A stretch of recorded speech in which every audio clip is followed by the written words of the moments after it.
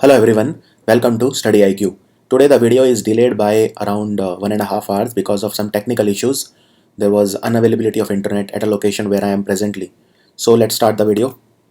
The Reserve Bank of India will transfer how much crore of its surplus money to the government for the year that ended on June the 30th, 2018. So basically the Reserve Bank of India made whatever money for this year, which started from 1st of July 2017 till 30th of June 2018, and they will transfer 50,000 crore from it to the government of India.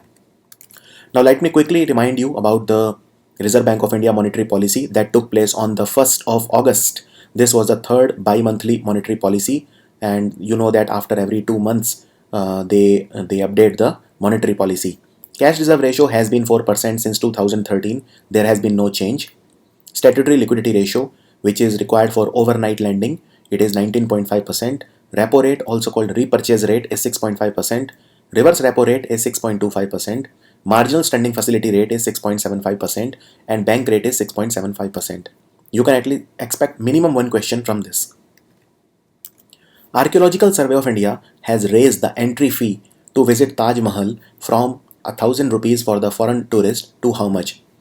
There is a huge difference between the money that you have to pay to see Taj Mahal. There's a huge difference in money for foreign tourists and Indian. So for example, Indians needed to pay only 40 rupees. Now it has been increased to 50 rupees. And foreigners, they needed to pay 1,000 rupees. Now it has been increased to 1,100. So the answer is 1,100. Now remember, Taj Mahal is in Agra and Agra is in Uttar Pradesh. The most important part is this, that 500-meter area around Taj Mahal will be made plastic free.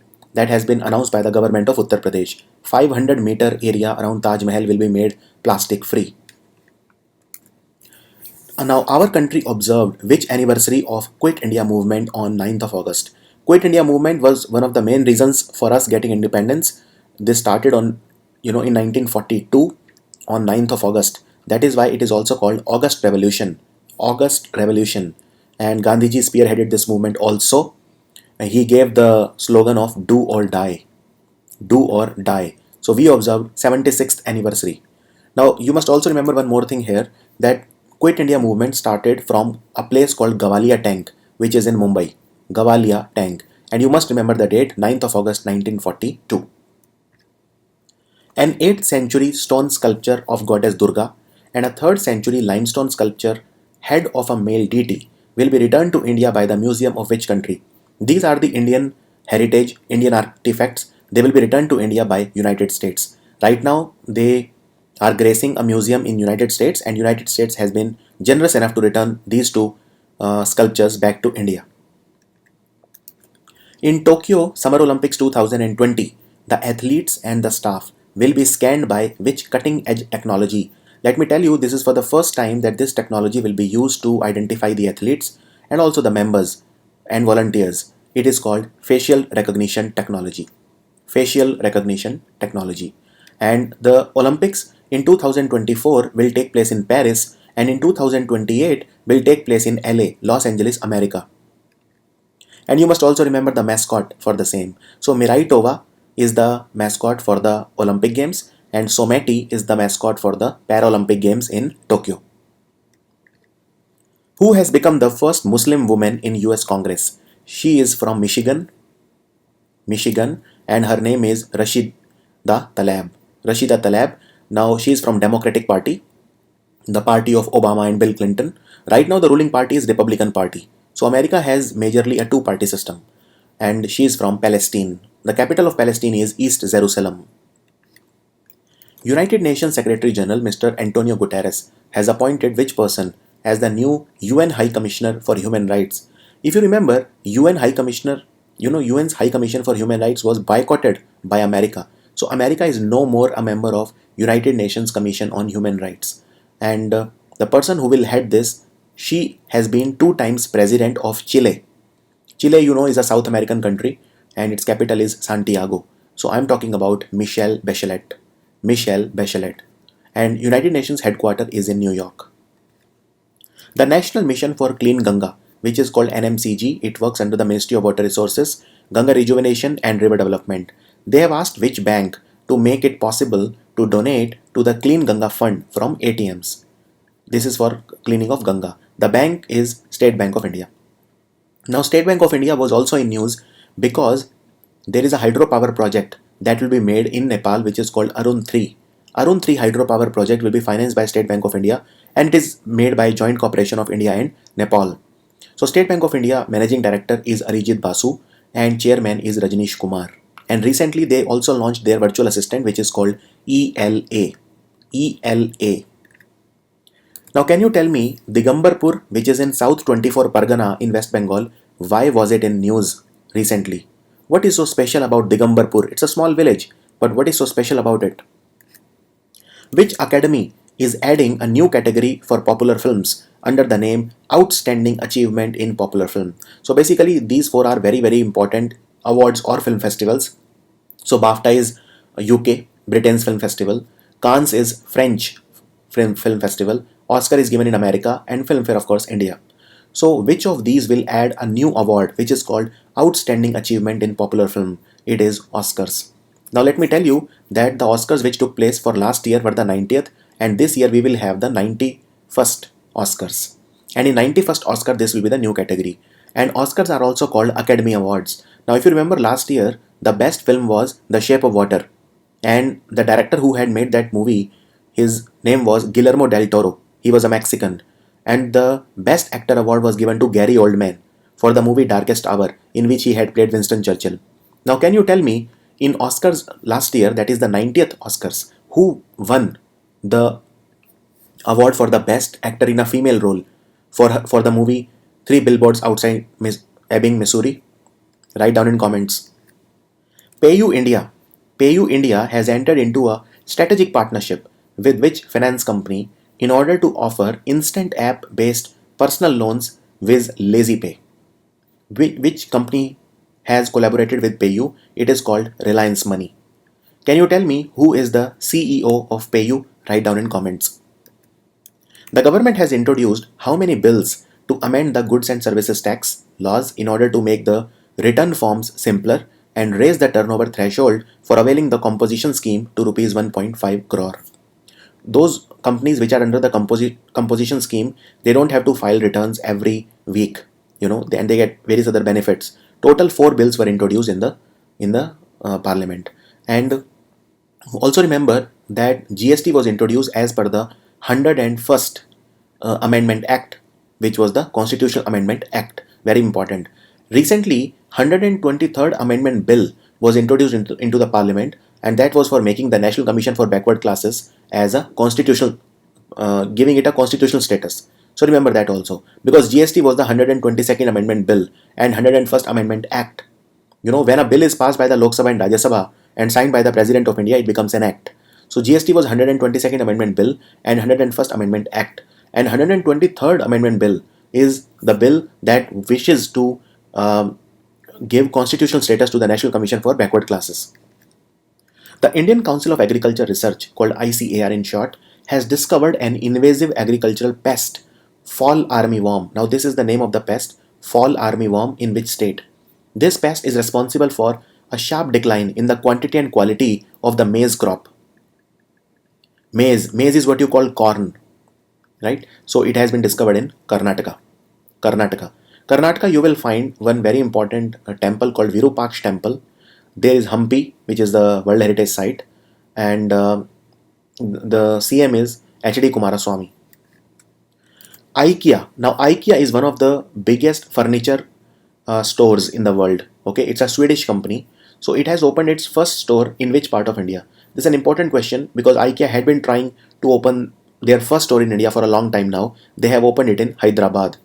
Remember, IDEA is from Sweden. Let me tell you one or two more companies from Sweden. So the car company Volvo, it not only manufactures car but various other things. It manufactures buses, it manufactures even aircrafts.